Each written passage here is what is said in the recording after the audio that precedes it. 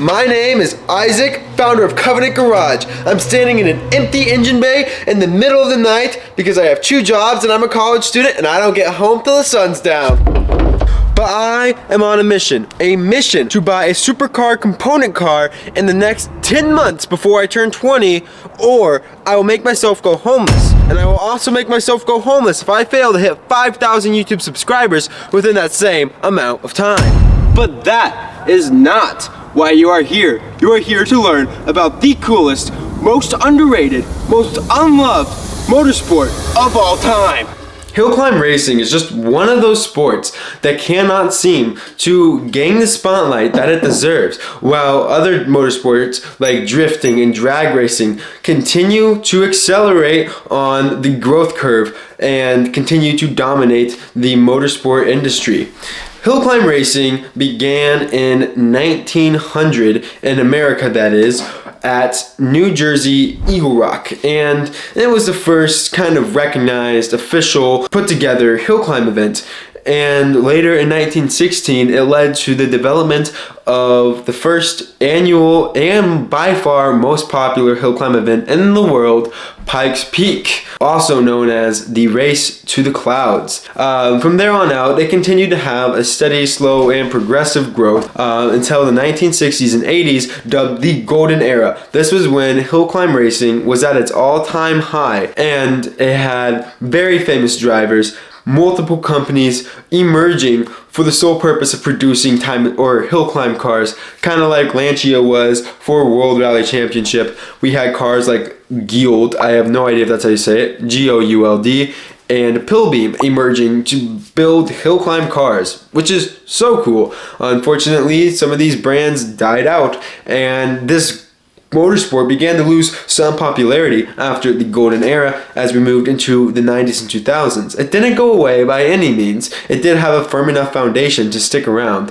In the 90s and 2000s, we began to discover that aerodynamics meant more than we originally thought. Turns out a car shaped like a wedge was faster than a car shaped like a brick, even if it had a bigger engine than the car shaped like a wedge. Especially in hill climb, they noticed its importance because when you are trying to ascend a mountain in an elevation with decreasing oxygen levels, fighting against gravity on bumpy, unprepped road courses rather than the prepped, safely engineered time attack tracks that other drivers had the privilege and cushion to drive on, these drivers had to face weathered roads that had been in the mountains with a cliff face of rock on one side and a cliff face of a drop on the other. And while battling these conditions, they found it best to keep all 4 tires on the road. Who would have thought? Now, they started getting on the trend of time attack with massive front lips, massive rear wings, and wide bodies, just all for the one goal of achieving the maximum amount of grip and downforce possible. Now, it was kind of interesting to see the progression of it because as the sport of hill climb progressed, it very similarly matched and parallelism the growth of rally racing in terms of the cars that were used. However, unlike rally racing, hill climb was not by any means limited to cars such as the Evo and cars such as Lancias and Skodas. But they did have all of those cars competing alongside cars such as Ferraris and Hayabusa swapped Lotuses. Actually, V8 Hayabusa swapped Lotuses.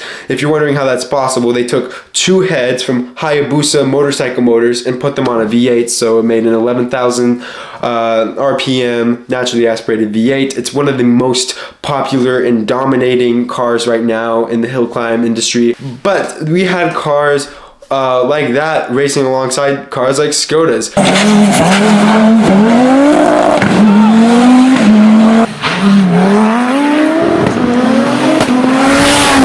Which was super cool, and hill climb has and probably will continue to enjoy some of the most freedom compared to other professional and organized motorsport competitions. A lot of even Time Attack, which kind of was born out of a spirit of freedom, just building the fastest car possible, has been growing more steadily into a heavily divided and classified group of restrictions and speeds and regulations. But hill climb, even though there are rules and regulations and safety stuff that everyone must follow, for the most part enjoys a much larger variety of freedom, options, and creativity that they can pursue with their cars, which leads to one of the coolest variety of cars ever racing alongside each other. Now, another struggle that hill climb has had to endure is that it came not out of Japan like drifting, not out of America like drag racing, but out of Europe. It made its way from Europe to America in the 1900s. However, it never really became a trendy thing. Drag racing has always been kind of the culture in America, and recently drifting has become really big with movies like Fast and the Furious Tokyo Drift, and lots of content creators like Adam LZ, Drift Games, and others making so many wild and astronomically cool cars centered around the sport. And Cletus McFarland has also done an amazing job in bringing more and more young enthusiasts into the drag racing culture. I think these are all great things, but what hill climb lacks is notable drivers like it had in the 60s to 80s, media presence, which it woefully lacks. There are a few YouTube channels that cover some hill climb events, the most notable being Hill Climb Monsters, super cool channel. But if you live in the States, it is very hard to find any sort of cable channel streaming these races, or even streaming network that records these races or broadcasts them for you to witness. It's just a very kind of low scope, under the radar thing. And it's not something that people are really talking about, and it's not something that's really growing, which in turn limits the amount of competitors that go into it, because there's a lack of sponsors wanting to support them, because there's a lack of eyeballs that see it. There's a lack of businesses that want to sell parts and provide opportunities for these drivers to build these cars, because there's not a big enough fan base to purchase these parts that these professionals are repping on their cars. And it becomes a kind of a sport of wealth in a way, because some of these drivers are self-funded, and that might be a little discouraging. But if anything, that's encouraging to me, because that shows it has so much room to grow. And I really do think if this motorsport had more knowledge of what exactly it was, because I think most car enthusiasts have heard of hill climb, I don't think most car enthusiasts have actually set aside the time to watch and understand hill climb. And that's why I decided to make it my responsibility to take on almost 3 jobs now, if I get this job, wish me luck, to build this kit car for my 200,000 mile C5 Corvette. Because this kit car, the DDR Grouillon GT8 Grand Prix, has a one-of-one Evo built by DDR Motorsport, the company that produces the Grouillon GT8, that competes in hill climb. And when I saw that car competing in hill climb, it changed everything for me. Hill climb became my favorite sport.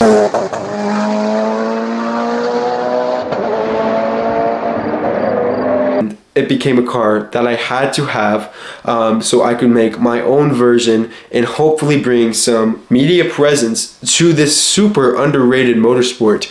I think that if there was a few other creators like Adam LZ or Cletus McFarland on YouTube, which is where more eyes are now than ever, as opposed to cable TV, that this would be a wildly successful motorsport.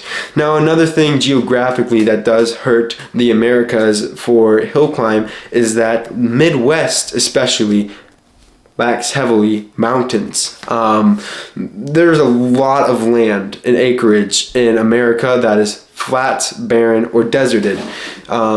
Some land in the south, a lot of land in the middle, and some land up north just flat, barren, and the temperatures just don't allow for it, which does make it tricky. But there's a lot of times, regions, and seasons where the sport can succeed and thrive. Pikes Peak has been living proof of that and has continued to grow steadily, especially with the rise, glory, and death of Ken Block and how much attention he brought to Pikes Peak in Colorado. There's also events popping up on the east side like Hillfest in West Virginia, all of which are hill climb events, and I do think that it has so much room to grow. I just think that it needs more eyes to understand how cool of a sport it is. And if you do set aside the time to go after this and watch a few hill climb cars put down some laps, I can guarantee you that at the very least you will have one of the most beautiful orgasms of your life.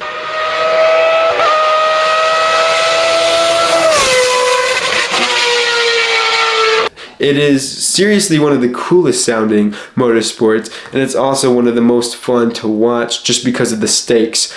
Death on one side, financial death on the other, and such balls of steel right in between the two thighs of these young men driving these cars at speeds and conditions that no human should ever drive cars. But it is one of the most amazing things to watch. And if you're a rally fan and you like living on the edge like rally fans get to do with spectating, you can do that in hill climb. You can stand right on the side of the road while they're bouncing around and even getting a little airtime like rally cars. You can be right there on the edge, just get slapped by a miscalculation of the driver. So if you're an adrenaline junkie or an adrenaline spectator, you can get all of that from hill climb and more. This is basically just a big, long-winded way of trying to get more eyes on hill climb because I think it's so cool. I think you'll think it's so cool too. Now, the big kicker of all this is that I want to be the next like Adam LZ or Cletus McFarland equivalent, but for hill climb racing specifically. I want to bring those eyes to hill climb. I don't want to be like those guys, but I want to bring the coverage they bring to their individual motorsports to hill climb.